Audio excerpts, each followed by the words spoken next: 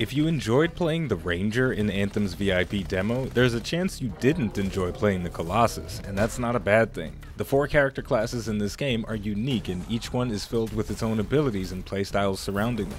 Since the VIP demo only allowed players to experience a small slice of the full game, instead of doing an overview of the Colossus and his builds, we're going to talk about my time with it, what I learned, and what I'm excited to see from Anthem's thick boy in the future. Let's get started. The Colossus is the tank archetype in Anthem, and from the moment I stepped into this Javelin exosuit, I felt bigger, stronger, and slower than everyone else. While running, sprinting, and flight speed is normalized across all Javelins, not all Javelin movement is created equal.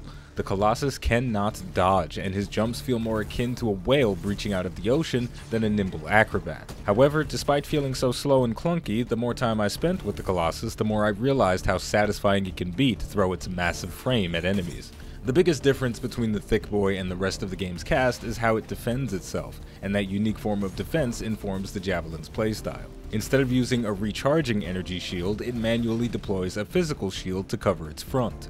While the shield is deployed, you can't use your weapons or most of your abilities, but you can charge into battle like a battering ram and knock enemies on their asses so you and your team can focus them down. At first, this seemed way too risky, especially on the hard difficulty, but since enemies can drop health packs when they die, in most cases I found it more beneficial to dive as deep as I could into the action instead of sitting back and hunkering down.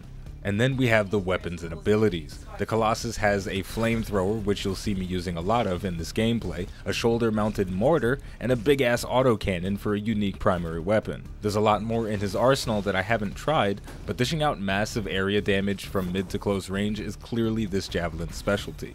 In addition to most of its weapons covering a large area, the Colossus's combo effect causes an area of effect burst damage around the comboed target, and its melee ability detonates those combos. But with that in mind, I'm curious to see how efficient a longer range playstyle will be and how many ways I can build this walking tank.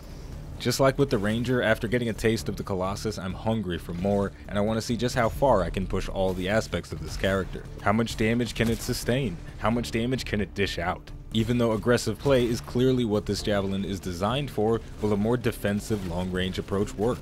All questions I'm looking forward to answering when Anthem is fully released. With all of that said, there's plenty more Anthem gameplay coming, but I'm going to wrap this video up by saying the name of the game is Anthem, the name of the channel is iBluairJgR. Thank you for watching, and I'll see you next time.